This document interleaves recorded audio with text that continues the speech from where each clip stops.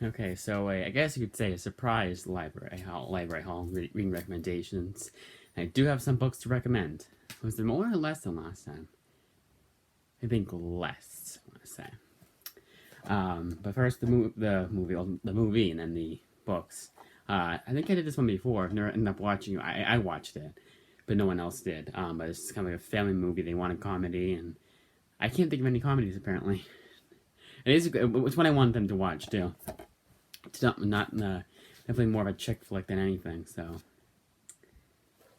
yeah. Blue Exorcist. So you already know how I felt about Volume 1, Volumes 2, and Volumes 3. Why I got Volumes 2 and 3 is because I know at least for the first volume, it was just three chapters. Yep. Oh no, actually it's 4 this time. But still. But yeah, you already know how I felt about the first volume. This one I read before, and it's one of 2 of Grant Morrison books, but this is Joe the Barbarian.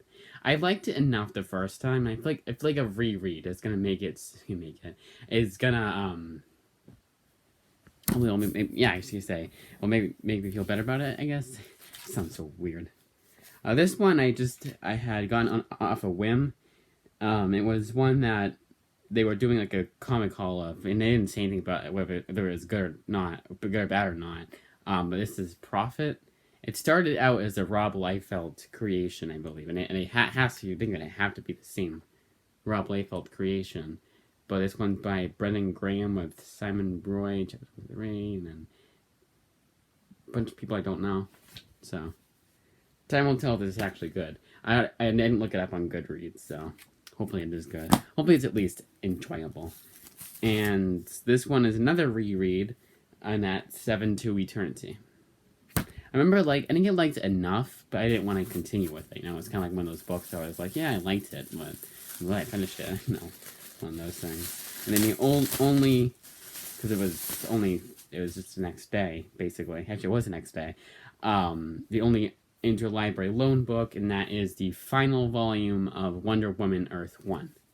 I already reviewed Volume 2, and I really, really enjoyed it a lot more than Volume 1. And now I'm going to finish off this series, and it's the other Grant Morrison book. So now, reading recommendations, which we're going pretty good. It's only been 2 minutes. Imagine if I could just get through these in 2 minutes, too. Well, 2 minutes and 44 seconds, to be exact. Let's do a Blue Exorcist first. Really enjoyed it. I'm slowly getting into manga, very slowly, and almost all of them I have read have been good. Even Death Note, which I didn't hate. It was just I felt like it was very slow. I guess I don't know. It was kind of like there didn't seem to be a whole lot of story to it, and then the other books had a bunch of story to it. My Hero Academia, which I really gotta get back on. I gotta check to make sure. Actually, I should have done that today. Check to make sure they didn't have the next volume in it, because it's really weird. They have like volumes 1 through 2, and I'll skip to volume 6 through 12 or something like that. But I think it's because manga is so popular now that everyone's just checking them out. Checking them out. For the longest time, they didn't even have volume 1 of My Hero Academia. So, yeah, I probably should have checked today. Whoops. I don't think I would have had it. Then Avengers Under Siege, a lot better the second time around. In fact, it was one of those books where I was like, this is going to take me like a month to read, and I already finished it. I feel like it was only like 2 weeks that it took me to finish it. I think it was. Maybe 2.5. But it was really enjoyable. One of those books I'm so glad I read again, especially because it was Roger Stern. I preemptively bought, even though I had read some of his run, I preemptively bought prematurely bought his Spider-Man omnibus, because I heard so many good things about it.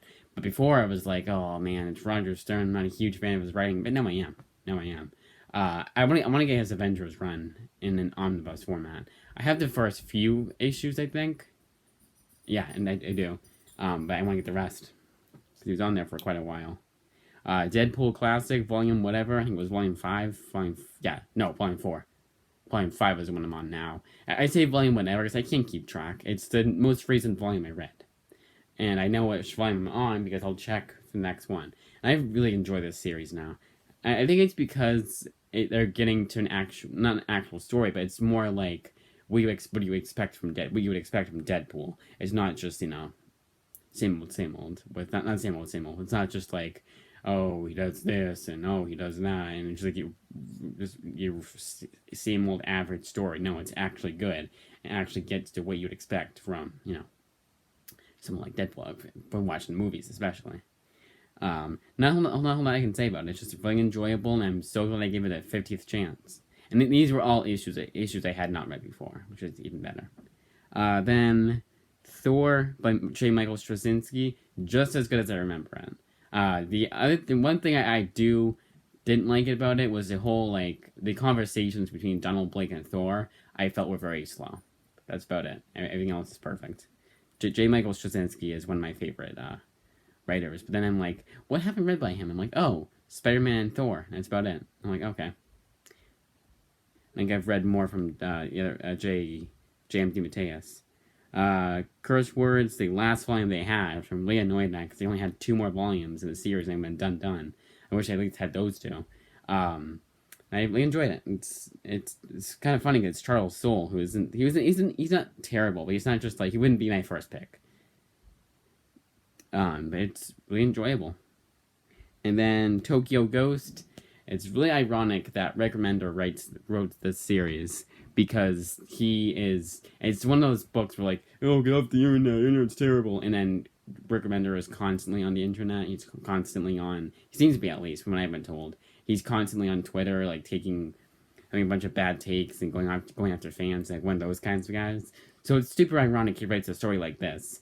And it started out very boring. The first issue took me 2 hours to read, and it was only 32 pages, I want to say.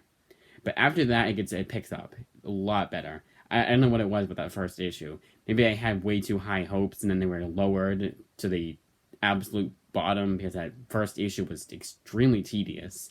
And then, it could only go up from there. But I really enjoyed it. It's worth checking out. Just super ironic that he writes a book like this. It's not it doesn't seem to be it seems to be very one-sided, but it seems to understand the other side at the very least. And there's only one way you can tell the story without sounding like a comic pro. So comic Twitter pro. Yeah, that's it. That was the books I reviewed and the books I recommended. The books I got and the books I recommended. Kind of funny. I got 6 items because I include I'm going to include the movie as a book, obviously. And I reviewed 6 items. Returned 6 items. It's really funny. That's it.